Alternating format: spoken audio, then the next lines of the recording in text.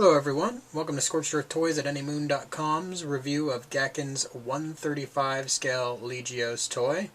This toy is the classic toy released back in the mid-80s, brought over to the States by Matchbox as part of their Robotech distribution deal.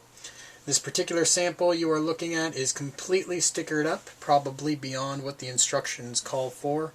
So just bear that in mind as you watch the review. I think it came out pretty well, all things considered, but it is definitely not stock.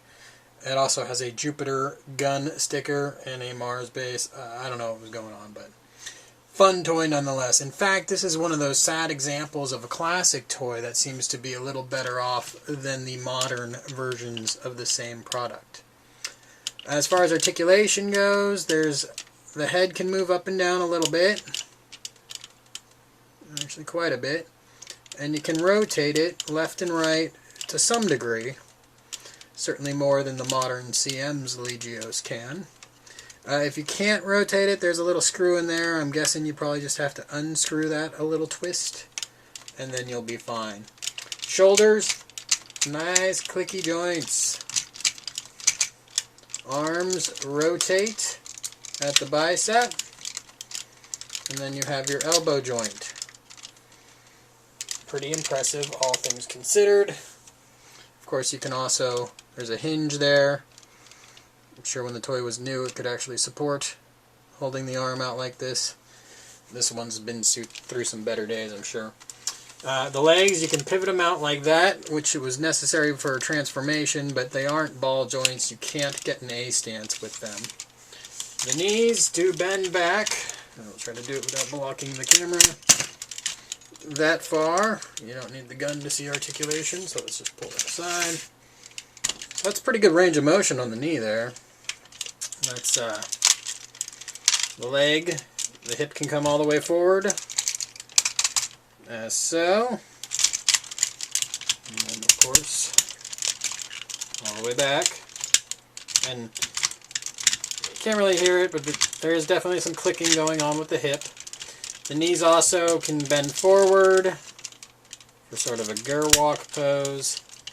You have to be careful. That kneecap is one of the fragile areas right there, so you don't want to damage that.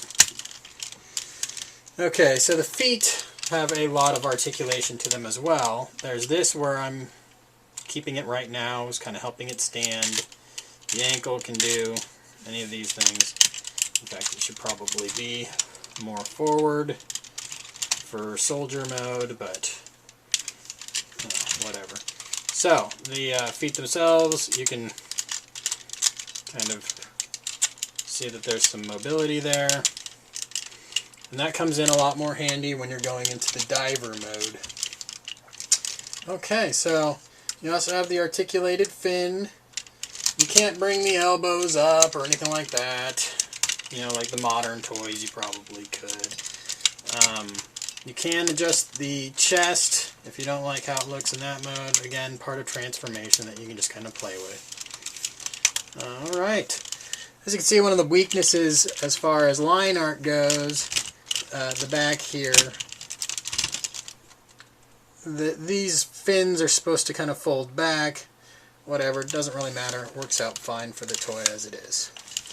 Okay, so let's move on to diver mode. Okay, here is diver mode.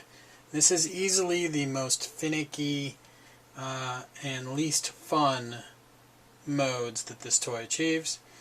The major issue is the toes and how they have to be in this, or you could spend a lot of time trying to figure out the perfect leg and knee articulation.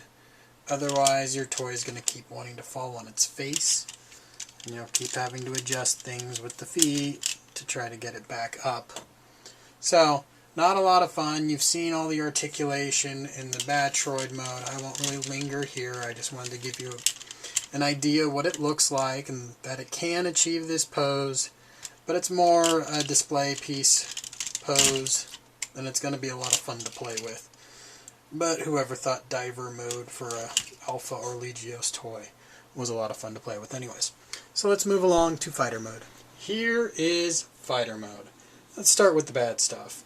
The ratcheting joints make it so the toy looks a little bit jumbled because some of the joints aren't exactly on the same angle as other joints on the other side. The wings, this toy's been played with a little bit over its life, I'm sure. But even fresh ones, the wings can tend to droop down a little bit. It's not necessarily gravity, it's just the pinch point isn't perfect sometimes. There's a hole in the back that Gakken couldn't really figure out a way to conceal. The wings don't angle outward. That's really it as far as big weaknesses go. The landing gears aren't in the proper spot in the thigh there, but they are spring-loaded, and they roll around nicely, which, you know, not necessarily true of all the modern toys. That is it as far as weaknesses go. Obviously the gun can't mount, but that's pretty typical of an 80s toy. From strengths, check this out. This is build quality-wise, if you were to compare this to Aoshima or Toonami, that seam right there, CMs can match it, but none of the other toys can, so that's pretty impressive. Listen to this tail fin. It actually locks into place. I don't know if you can hear that. There you go. It's not a real tight lock, obviously, but that's the kind of quality you don't see on a Toonami or Aoshima product. Overall, great toy. Canopy opens, there's a little pilot figure inside. Not removable, so it would have been difficult for a customizer to paint, but I've seen many painted customizers figured out ways. I love this toy. I think it's a great addition for any Mospeada collection. True, the newer versions are a little bit more line art accurate, and especially the Toonami and Aoshima toys. But from a build quality standpoint, and kind of really just a fun factor in general, these Gakken toys still reign supreme.